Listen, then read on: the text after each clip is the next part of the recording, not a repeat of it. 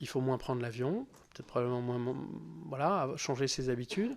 Il faut aussi, il faut moins manger de viande, ouais. L'ADEME publie des rapports très intéressants, comme celui qui a expliqué en 2015 que la France pourrait, dès 2050, avoir une électricité fournie à 100% par les énergies renouvelables, sans que ça coûte plus cher que de maintenir le nucléaire à 50% du mix. Ou encore ce rapport de 2022 sur les scénarios pour atteindre la neutralité carbone qui préconise une réduction drastique de la consommation de viande. Voilà, de la part de l'ADEME, des pistes très raisonnables qu'on ne peut qu'encourager. La question qui nous est posée ce matin, M. Wasserman, est celle de votre engagement passé sur tous les sujets que je viens brièvement d'évoquer.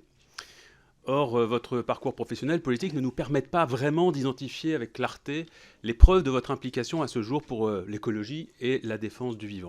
Ça nous gêne un petit peu parce qu'on ne voudrait pas ce matin cautionner malgré nous la nouvelle manifestation d'un phénomène auquel Emmanuel Macron nous a habitués, à savoir le simple recasage d'un ancien élu ou ministre à qui il faudrait trouver une fonction nouvelle. Nous n'affirmons évidemment pas que c'est le cas qui vous concerne. Nous n'oserions pas vous faire ce reproche, évidemment. Mais on a simplement besoin de mieux comprendre. Alors ma question sera simple. Sur le site de l'ADEME, on trouve ce sondage mis en exergue. 58% des Français pensent qu'il faudra modifier de façon importante nos modes de vie pour limiter le changement climatique. Modifier de façon importante son mode de vie, c'est pas simplement faire la rénovation thermique des bâtiments ou se mettre à l'électricité verte, même si évidemment c'est indispensable, mais ça ne change pas vraiment nos modes de vie. Est-ce que vous aussi, vous préconisez déjà, en vous fiant sur votre expérience et vos compétences, des changements majeurs dans nos comportements pour limiter le changement climatique? Et si oui, lesquels?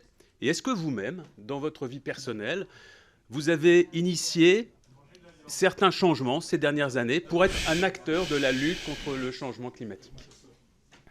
Monsieur Caron, vous avez raison de poser clairement la question. On votait des PPE avec des objectifs de production d'ENR, d'achat responsable. Le troisième amendement que j'ai porté... Voilà. Monsieur Wasserman, vous n'avez pas tout à fait répondu à ma question, c'est pour ça que je me permets de reprendre la parole. Quel changement majeur préconisez-vous dans notre modèle de société, dans les comportements de chacun, pour lutter contre le changement climatique? C'est très simple. Monsieur Caron, je ne vais pas me défausser sur la question à laquelle je n'ai pas répondu. Dans mon comportement personnel, alors moi j'ai des filles, donc on discute. Elles sont à l'âge où cette génération a eu un rôle majeur pour éveiller les consciences et du quotidien.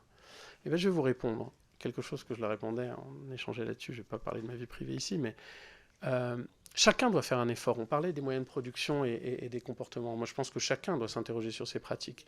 Il faut moins prendre l'avion, peut-être probablement moins, voilà, changer ses habitudes. Il faut aussi, il faut moins manger de viande, ouais. Non, mais ça, c'est personnel. Moi, j'en mange moins, mais c'est personnel. Et je vais sûrement pas dire aux gens ce qu'ils doivent faire dans leur vie. Mais en tout cas, je pense que chacun doit avoir une rétrospection. Et non, je vais pas dire à chacun ce qu'il doit faire dans sa vie. Non, je suis désolé. Moi, je reste dans mon rôle. Je reste dans mon rôle. Je partage mon expérience et tout. En tout cas, je ne me sens pas du tout d'expliquer à chacun ce qu'il doit faire. Et je reste à ma juste place en tant que candidat. Et en revanche, ça veut dire aussi qu'il faut demander à un jeune, dans sa sensibilité, est-ce qu'il a arrêté son abonnement Netflix? Est-ce qu'il regarde un peu moins de streaming? Parce que la sobriété, elle concerne aussi le numérique. Et c'est un sujet... Non, excusez-moi, mais je réponds personnellement. S'il vous plaît. Je réponds personnellement. S'il vous plaît. Et ma posture, ce ne sera pas de dire aux gens ce qu'ils doivent faire, mais je pense que chacun... Mais non. Et je pense que chacun doit avoir cette réflexion personnelle et que chacun... Sur la transition énergétique, chacun a sa part à prendre, que ce soit le monde économique, que ce soit les décideurs publics que vous êtes, que ce soit chaque citoyen.